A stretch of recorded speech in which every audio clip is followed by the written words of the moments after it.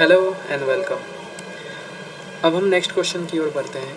हमारे पास अगला प्रश्न है कि if cosec a is equal to 2 then find the value of 1/10a plus sine a upon 1 plus cos a।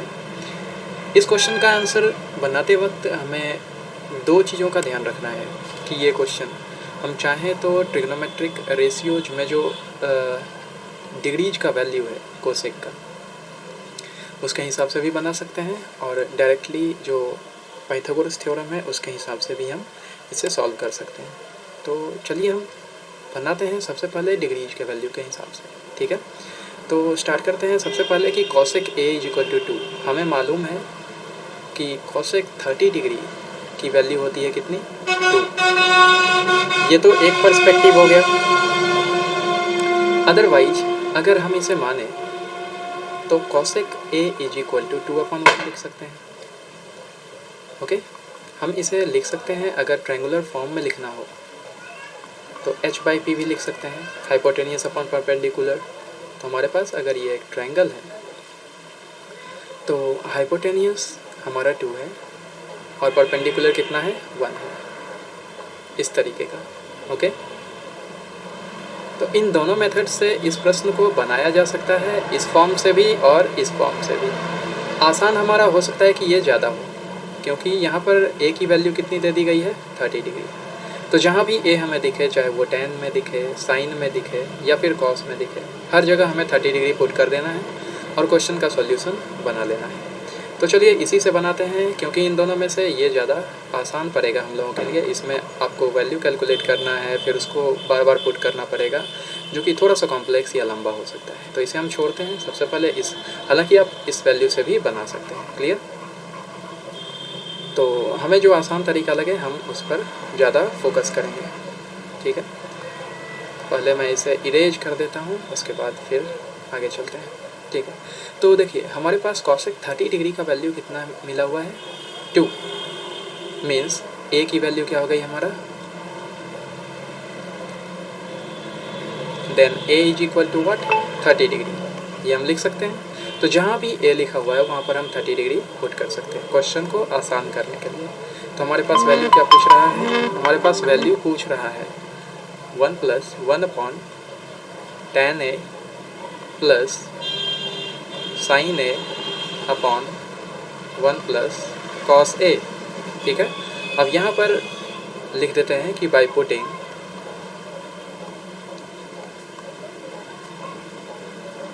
The value of a is equal to 30 degree we get, हम लोग क्या क्या पाते हैं ये हमें देखना है। हम क्या लिखेंगे इसे, 1/10 30 degree plus sine 30 degree upon 1 plus cos 30 degree, ठीक है। अब हमारे पास आसान ये हो गया कि हम हर जगह 30 डिग्री का वैल्यू पुट कर सकते हैं। इसे हम क्या लिखेंगे, 1/10 30 डिग्री की वैल्यू 1/√3 प्लस साइन 30 डिग्री की वैल्यू कितनी होती है, 1/2 whole upon 1 plus cos 30 degree की वैल्यू कितनी होती है, √3/2। हमारा ये एक एरिया बन गया है।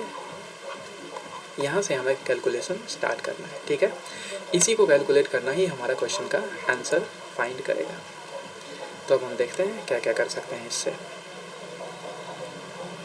अब हम इसका कैलकुलेशन करते हैं, इसे पाएंगे क्या लिख सकते हैं हम, ये जो 3 है नीचे इसे हम ऊपर ले जा सकते हैं, है ना। तो हम लिख सकते हैं √3/1 प्लस 1/2 होल अपॉन, ये जो 2 है और यहाँ पर 1 है, इन दोनों का एलसीएम कितना होगा, 2 ही होगा, अपॉन यहाँ हम 2 लिखेंगे क्योंकि यहाँ पर 1 2 जा 2 और 2 1 जा 2, यहाँ पर 2 हो जाएगा, प्लस √3 ये लिख सकते हैं। ये नीचे वाला 2 ऊपर जाएगा और ऊपर वाला 2 नीचे आएगा यहाँ पर, तो ये इसका मतलब क्या हो गया, कट होना है। क्लियर? तो हमारे पास बचा क्या, √3/1 प्लस 1/2 प्लस √3, ये बच गया। इसमें मुझे नहीं लगता है कि कोई दिक्कत अभी तक आई होगी। अब इन दोनों को कैलकुलेट करना हमारा मेन काम है। इन दोनों का एलसीएम क्या होगा, 2 प्लस √3, यहाँ 1 से डिवाइड करने पर हमारा 2 + √3 आएगा और 2 + √3 को √3 से मल्टीप्लाई करना है, तो √3 × 2 + √3 और यहाँ पर बेस तो 2 + √3 है ही, तो यहाँ पर सिर्फ 1 लिख देंगे। अगला हम प्रोसेस करेंगे क्या, √3 को 2 से करेंगे तो 2√3 प्लस √3 × √3 कितना होता है 3, फिर +1 अपॉन 2 + √3 ये लिख सकते हैं। फर्दर हमारा कैलकुलेशन क्या होगा, 3 और 1 कितने होते हैं 4 + 2√3 अपॉन 2 + √3। ये हमारा आ गया क्या आंसर, ये हमारा एक आंसर आया। अब हमें क्या करना है कि ये answer exam point of view से हमें लिखना नहीं है, हमें लिखना क्या है, इसे रेशनलाइज करके।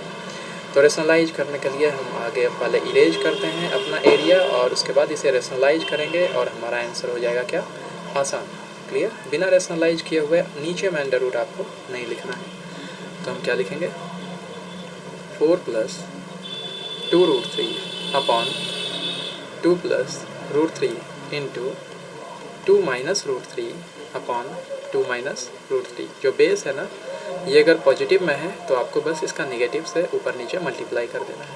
तो हमारे पास अब क्या आ गया, इन दोनों को इन दोनों से मल्टीप्लाई करना है, तो क्या लिखेंगे हम 2 × 4 + 2√3 माइनस √3 × 4 + 2√3 ऐसा लिख सकते हैं, क्योंकि इस 2 को इन दोनों से मल्टीप्लाई भी करना है और इस √3 - √3 को इन दोनों से करना है, इसीलिए हमने यहाँ पर ये लिखा है। और ये देखिए a + b × a - b के फॉर्म में आ गया ये, तो a + b × a - b क्या होता है a² - b²। Clear, a² - b²। तो हमारे पास क्या आ गया 2 का स्क्वायर माइनस √3 का स्क्वायर। क्लियर, यहाँ हमें 4 × 2 = 8 आया, प्लस 2 × 2 = 4√3 है ना, और फिर माइनस 4√3 4√3 और √3 × √3 3 होता है और 3 × 2 = कितना हो गया 6। तो प्लस माइनस क्या होता है माइनस, प्लस माइनस होता है -6 अपॉन 2 का स्क्वायर 4 माइनस √3 का square 3 that is equal to 8 में से 6 गया तो कितना बचा 2 और ये तो कट हो ही गया। तो 2/4 - 3 कितना होता है 1। इसकी वैल्यू हमारे पास क्या आ गई 2। ये है हमारा आंसर। क्लियर, आई होप आपको भी ये चीज़ें क्लियर हो गई होंगी। Thank you.